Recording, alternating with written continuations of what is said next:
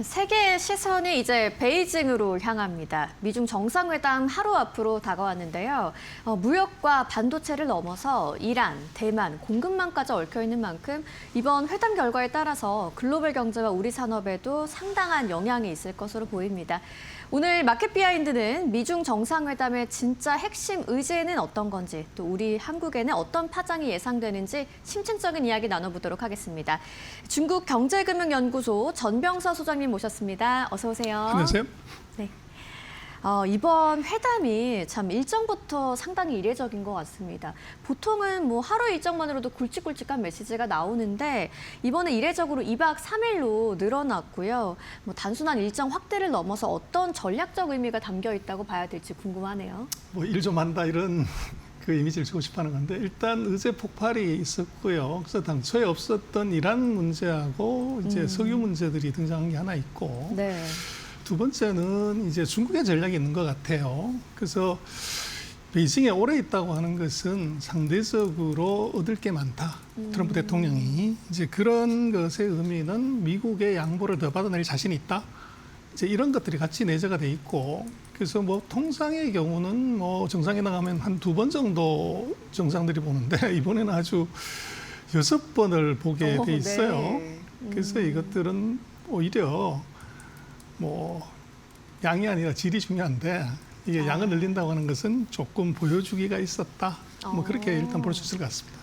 알겠습니다. 뭐 일단 다뤄야 할 의제가 너무 많다라는 이야기시고, 뭐 긴밀한 관계가 있다라는 것을 좀 연출하려는 의도도 있는 것 같습니다. 또 뭐 단순한 체류 연장이라기보다는 협상과 의전을 동시에 활용하는 장기전 설계라고 볼 수 있을까요? 그러면? 뭐 그것들도 있는데요. 네. 일단은 당장 하나 볼 수 있는 것은 뭐 오늘이죠.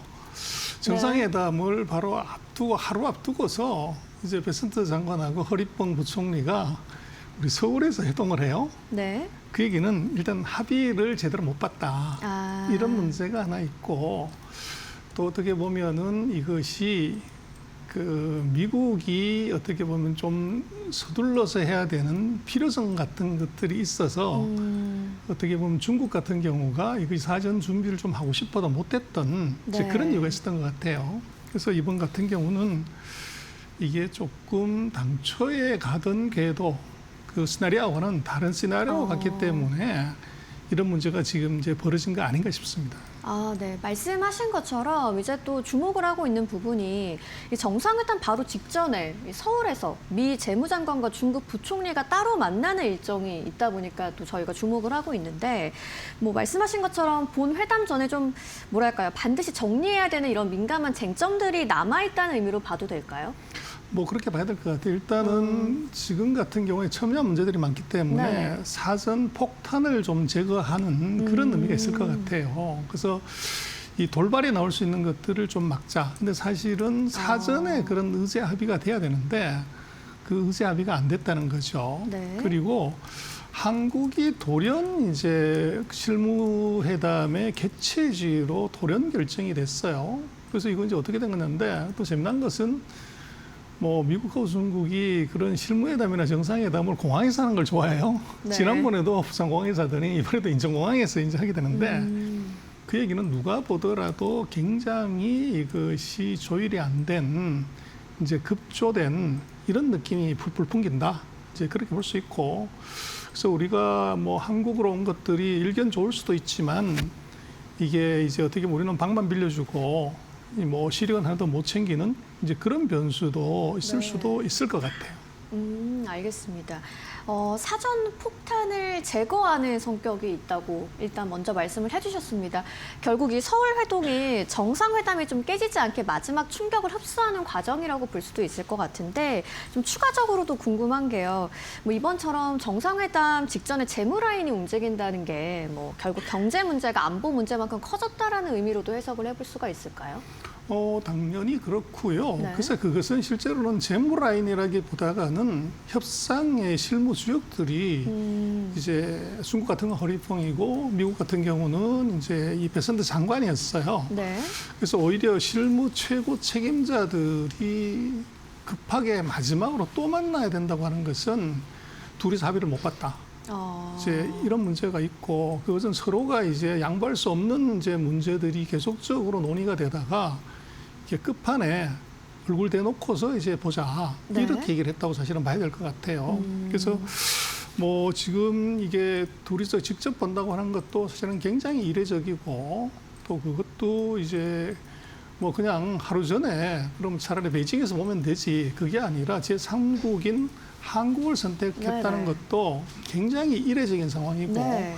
그래서 이번 회담은 뭐 한 달 반이나 연계된 예정된 회담이었지만 거기에 들어갈 의제나 어떻게 보면은 이제 핵심 논점은 전혀 합의를 못 본 것 아닌가 이제 그런 합리적인 이제 의심을 할 수 있고 추론할 수 있는 단초를 제공하는 것 같습니다. 알겠습니다. 말씀하신 것처럼 이번에 회동 장소가 서울이라는 점도 상당히 상징적으로 보이는데요. 뭐 단순히 이동 동선 때문이라고 할 수도 있겠지만 아무래도 뭐 한국이 지금 미중 전략 경쟁의 한복판에 있다라는 이런 메시지가 담겨 있다고 봐도 괜찮겠죠. 뭐 충분히 그럴 것 같아요. 그래서 네. 뭐 일본을 해도 되는데 왜 한국이냐 하는 건데 결국은 이 중국의 관점에서 놓고 보면 한국을 어떻게 보면은 이제 자기 편으로 끌어들이거나 또는 미중 경쟁에 굉장히 약한 고리로서 한국이 있다. 이런 것들을 이제 각인시킬 수 있는 네. 그런 의도도 이제 들어있다. 이렇게 봐야 될 것 같고 우리로서는 이제 뭐 생각해 볼 수 있는 것은 한반도 문제들을 이번 협상 테이블에 올리는 것 아닌가 하는 북핵 이슈들을 네. 이제 그런 것들도 이제 한국에서 실무회담을 한다는 것이 이제 그런 쪽에서의 터치도 우리가 할 수 있다는 것을 좀 강하게 내비치려고 하는 것 아닌가 뭐 그런 이제 그 의구심을 충분히 가질 수 있을 것 같습니다.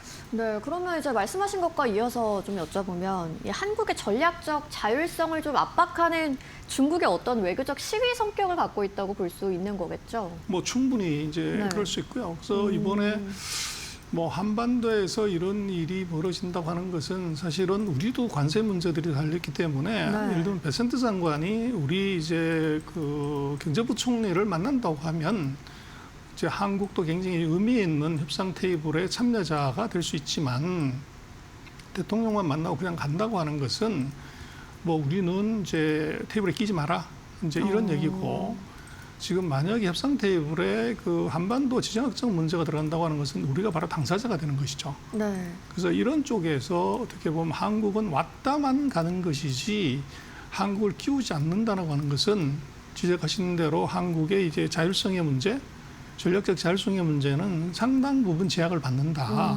그래서 그것은 굉장히 의도된 네. 어떻게 보면 전략이다. 그렇게 충분히 판단할 여지가 있을 것 같습니다. 네, 뭐 결국 서울이 단순한 중간 지점이어서라기보다는 뭐 미중 힘겨루기의 상징적인 공간으로 좀 활용이 되고 있다는 분석이신 것 같습니다.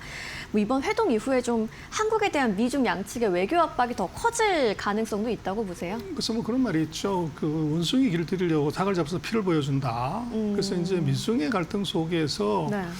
지금 미국과 중국이 뭐 어떻게 보면 부품이나 소재 중에서 가장 필요한 게 반도체와 배터리예요. 근데 그것을 공급하는 나라는 바로 한국이 되죠.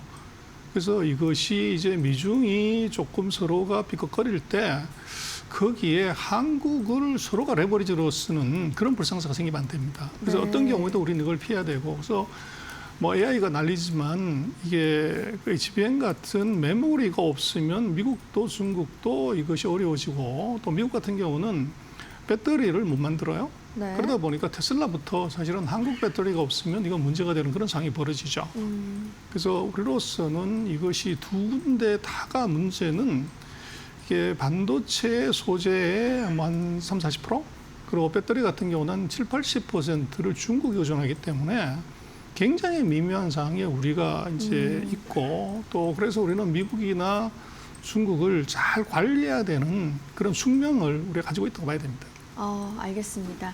한편 이번 미중 정상회담의 진짜 핵심 의제가 무엇일까에 대해서도 좀 주목을 하고 있는 분위기인데 겉으로는 관세나 무역 협상도 부각이 되고 있습니다만 실제로 봤을 땐 이란 그리고 호르무즈 정세가 이번에 회담의 핵심이라는 분석이 나오더라고요. 그렇게 보시는 이유가 어떤 걸까요? 그래서 트럼프 대통령의 지금 최대 과제는 중간선거에서 이기는 거고 네. 그게 관건은 바로 이란 문제입니다. 그런데 이란 문제 출구가 지금 찾아지지 않고 있는 거죠. 이란 같은 경우는 아마도 가능하다고 하면 11월 달까지도 이제 물고 들어갈 수 있는 물귀신 전략을 쓰는 것이고 이것의 출구에 이제 어떻게 보면 키를 쥐고 있는 것이 중국일 수 있습니다. 그래서 중국이 이란의 석유를 8, 90%를 사주기 때문에 이 부분을 사주지 않는다고 이제 협박하거나 이란이 지금 대항하는 것은 이제 저가 드론하고 신형 미사일인데 여기에 들어가는 생산에 필요한 히토류를 중국이 공급하는 거죠.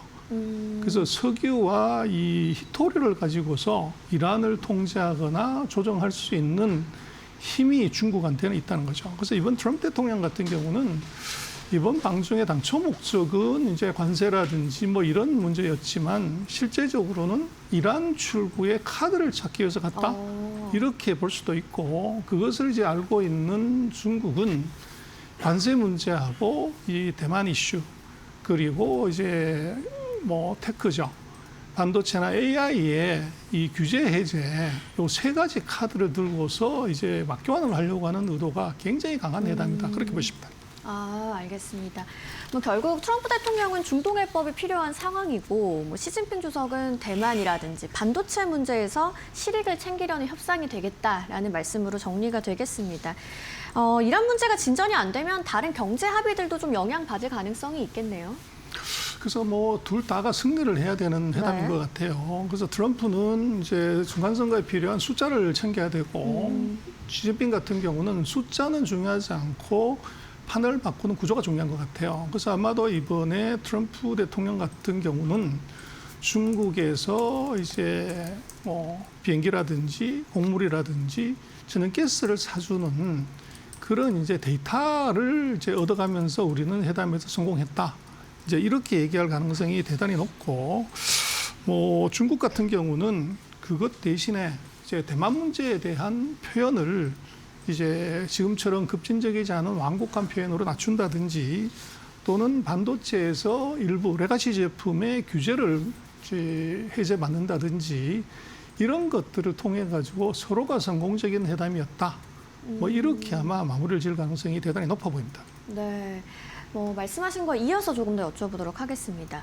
정상회담이 있는 다음에 양국 모두 성과를 강조하겠습니다만 실제로는 누가 더 구조적인 이익을 가져가느냐가 핵심이 될 것 같습니다. 이 부분에 대해서 어떻게 전망하시는지 조금 더 여쭤볼게요. 그래서 단기 이익은 이제 미국이 당연히 챙겨가지만 네. 더 근본적인 큰 이익은 중국이 챙겨간다고 봐야 될 것 같아요. 그리고 이번 회담은 어떻게 보면 금년 들어서는 굉장히 중요한 세기의 정상회담처럼 보이지만 이런이지만 맞배길 가능성이 있다는 거죠. 그래서 시진핑 트럼프의 회담이 당연히 앞으로 한 2번 정도 최하 더 있게 되는데 한 번은 이 시진핑이 미국을 답방하는 이제 기회가 하나 있고 또 지금 아펙 정상회담이 이제 11월 달에 심천에서 열리기 때문에 이제 2번을 더 볼 수가 있고 또 그 사이에 또 여러 가지 국제 행사가 있기 때문에 최하 2번 이상의 미중의 정상이 만날 기회가 있어요.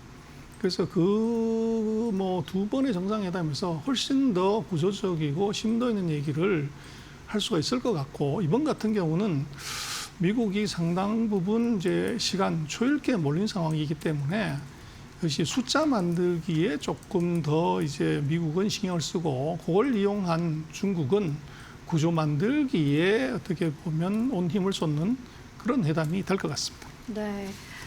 좀 더 추가적으로 여쭤보도록 하겠습니다. 이번에 트럼프 방중 경제 사절단에 머스크를 비롯해서 유명한 기업 CEO들이 대거 합류를 하지 않았습니까? 근데 또 엔비디아의 젠슨왕 CEO가 빠져 있단 말이죠. 이에 대한 함의를 좀 어떻게 보고 계시는지요? 굉장히 중요한 이제 시사를 하는데요. 16명의 CEO가 가는데 거기서 엔비디아가 미국의 대표 기업인 엔비디아가 빠졌다는 것은 그렇죠. 첨단 반도체에 대한 규제 통제 이것은 양보가 없다. 이걸 이제 확실하게 보여준 것이고 그 얘기는 앞으로도 AI에 있어서의 미중 전쟁은 이것은 이제 해빙으로 가능성은 없다. 뭐 그렇게 해석하는 것이 맞을 것 같습니다. 네, 반도체 쪽에서 뭐 양보는 없을 것이다라는 그런 함의가 담겨 있는 명단으로 보인다고 말씀을 해주셨습니다. 뭐 이번 미중 정상회담이 단순한 무역 협상을 넘어서 뭐 안보, 기술, 공급망 그리고 뭐 글로벌 질서 재편까지 연결된 좀 복합적인 협상이라는 점을 다시 한번 확인할 수 있었습니다.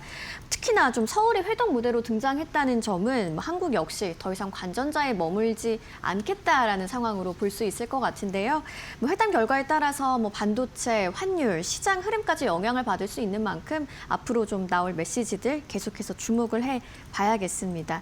뭐 대만 관련해서는 또 어떤 해석을 조금 더 해볼 수 있을까요? 대만 같은 경우는 지금 최대 관건이 이제 대량의 200억 불 이상의 무기를 판매한다. 이것이 이제 뭐 방문 전에 있었던 얘기인데 아마도 이번 이란 전쟁 때문에 대만에 대한 무기 판매를 축소하거나 연기할 가능성이 대단히 높아져 보여요. 그래서 그렇게 되면은 중국으로서는 이제 대만 문제에 있어서도 미국에 영향력을 미쳤다. 뭐 이렇게 이제 그 선전이나 홍보를 할 수가 있고 미국 같은 경우는 그것을 양보하면서 이란 문제에서 이제 중국의 협조를 얻어내는 그런 이제 거래가 이루어질 가능성이 높아 보입니다. 그래서 이것은 뭐 중요한 의미를 갖는 것은 대만이 자기가 독자적으로 결정할 수 있는 것은 아무것도 없고 미중의 협정, 협력, 전략 그 위에 올려져 있다는 것이죠. 그래서 이것은 단순한 이제 대만 이슈가 아니라 사실은 한반도 이슈도 비슷한 상황으로 볼 수 있기 때문에 우리로서는 이번에 대만 이슈가 어떻게 처리되는지를 정말로 이제 잘 관찰해서 보고 거기서 이 한반도의 전략을 미중이 어떻게 가져가고 거기서 우리가 어떤 스탠스를 취해야 되는지를 잘 어떻게 보면 이제 연구하고 벤치마크 해야 될 걸로 보입니다. 네, 알겠습니다. 이번 회담 결과에 따라서 뭐 반도체, 환율, 시장 흐름까지 영향이 있을 것으로 보이니까요. 계속해서 저희랑 좀 주목을 해보시면 좋겠습니다. 오늘 전병서 중국경제금융연구소장님과 이야기 나눠봤습니다. 좋은 말씀 고맙습니다. 네.